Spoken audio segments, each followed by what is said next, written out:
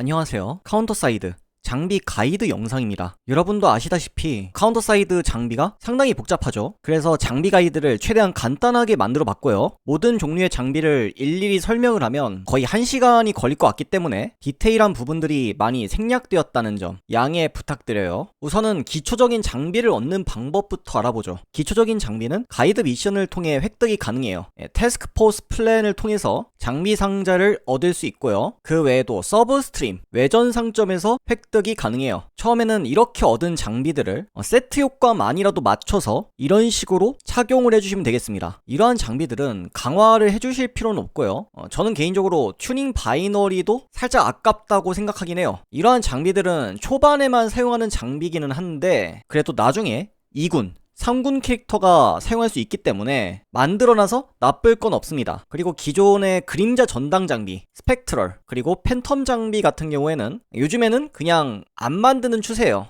이거는 생략하고 다음 단계로 넘어가는 게 좋다고 생각해요. 그리고 이거보다 더 좋은 장비를 얻는 방법은 다음과 같습니다. 가장 쉬운 방법은 그림자 전당을 통해 획득하는 방법이에요. 이 방법을 통해서 일주일에 메이즈 장비를 최대 3개까지 획득이 가능하고요. 그리고 건틀렛 전략전을 플레이해서 건틀렛 포인트로 메이즈 혹은 그로디우스 장비를 구매할 수 있습니다. 다음은 격전 지원 상점입니다. 격전 지원 포인트로 한정 장비를 구매할 수 있고요. 그리고 마지막으로 챌린지를 클리어 시 1회 한정으로 메이즈 장비 혹은 고르디우스 장비를 획득할 수 있어요. 이러한 메이즈 장비, 고르디우스 장비는 준 종결에서 종결 단계 사이의 장비인데 뉴비 여러분은 이러한 장비에 튜닝 바이너리 그리고 세트 바이너리를 사용해 주시면 되겠습니다. 장비 강화의 경우에는 고르디우스 무브먼트를 추천드립니다. 이러한 장비들은 장비 강화를 10강까지 한 다음에 추가적인 재화를 사용해 7티어 장비로 만들 수 있습니다. 이렇게 되면 종결 장비에 가까워지는 거죠. 그리고 고르디우스 장비는 크라운보다는 무브먼트를 더 선호해요. 그래서 장비 강화를 하실 때는 무브먼트를 우선해서 강화해 주시면 되겠습니다. 그리고 세트 바이너리를 사용하실 때 보통 한 가지 옵션만 노리기에는 너무 힘들기 때문에 적당히 다른 옵션이 나왔다면 일단은 멈추고 다른 장비에 세트 바이너리를 사용해 주시면 되겠습니다. 다음은 메이즈 그리고 고르디우스 장비의 사용 예시입니다. 이러한 장비를 만들기 위해선 세트 바이너리 그리고 튜닝 바이너리를 사용해 장비의 옵션을 맞춰주셔야 해요. 만약에 옵션을 안 맞출 경우에는 장비의 성능이 50% 이하로 떨어집니다. 그리고 각성 전용 장비라는 게 있습니다. 각성 전용 장비는 해당 각성 캐릭터만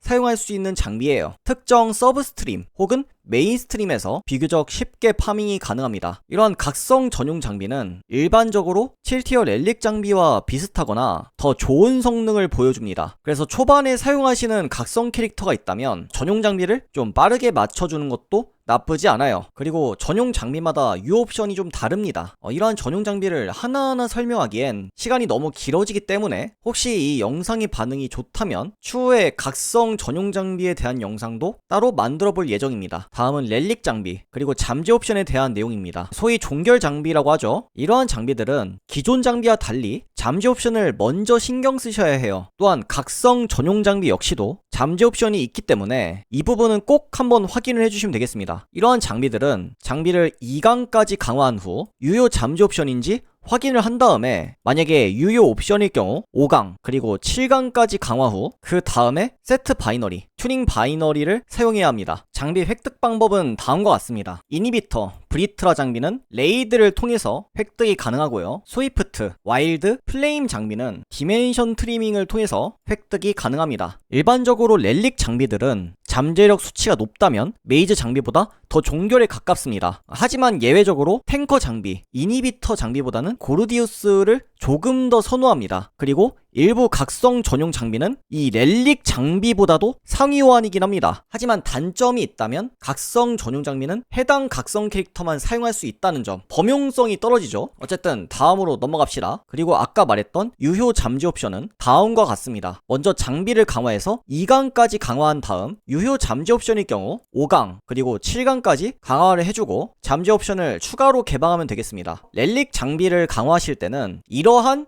잠재 옵션을 노려주셔야 돼요. 이러한 잠재 옵션이 나왔다면 강화를 더 진행하면 되겠습니다. 렐릭 장비는 잠재 옵션이 랜덤입니다. 그런데 각성 전용 장비는 잠재 옵션이 고정이고 수치만 랜덤이에요. 그래서 보통은 렐릭 장비보다 각성 전용 장비가 만들기 조금 더 쉬운 편이에요. 렐릭 장비는 모든 캐릭터가 사용할 수 있다는 장점이 있지만 종결 난이도가 높아요. 그렇다면 렐릭 바이너리는 어디에 써야 되냐? 우선 렐릭 바이너리는 이 게임에서 가장 귀한 재화입니다. 일반적으로는 잠재 수치가 낮은 옵션에 렐릭 바이너리를 사용해요. 저는 개인적으로 극 옵션이 1개 이상 있을 때 렐릭 바이너리를 사용하시는 걸 추천드려요. 자, 마지막으로 장비 세팅 예시입니다. 대부분 데미지 딜러는 이 브리트라 장비를 사용합니다. 여기에는 브리트라 크라운을 사용했는데 상황에 따라서 이 회피 보조 장비를 사용하기도 합니다. 건틀렛에서는 무브먼트를 조금 더 선호해요. 그리고 이니비터 장비의 경우에는 보통 고르디우스 장비랑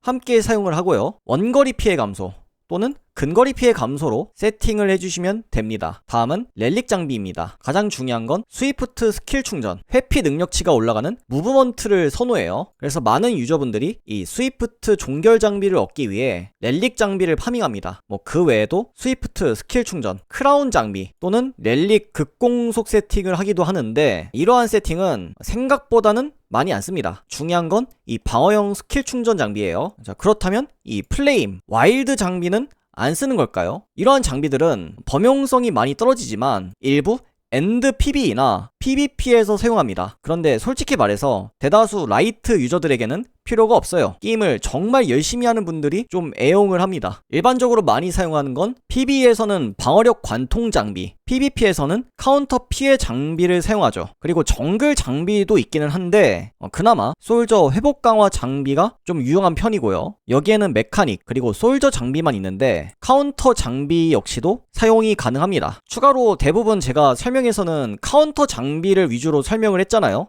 그런데 솔저 그리고 메카닉 장비도 크게 다르진 않습니다. 그 부분을 참고해 주시면 감사할 것 같아요. 이것 말고도 쓰는 장비가 더 있습니다. 메이즈 장비를 안티 디펜더 또는 안티 스트라이커를 사용해서 특정 타입을 저격하는 용도로 사용이 가능하고요. 그리고 마지막은 일반 SR 캐릭터 전용 장비입니다. 일부 전용 장비들은 성능이 상당히 좋기 때문에 만약에 자주 사용하는 캐릭터가 있다면 전용 장비를 맞춰주시면 되겠습니다. 하여튼 장비 가이드 영상은 여기까지고요. 사실 장비 가이드에 많은 부분들이 생략이 됐어요. 그런데 그것들을 하나하나 설명하기에는 너무 복잡해지기 때문에 이 장비 가이드 영상은 좀 유비를 배려한 그런 영상이라고 봐주시면 되겠습니다. 네, 시청해주셔서 감사합니다.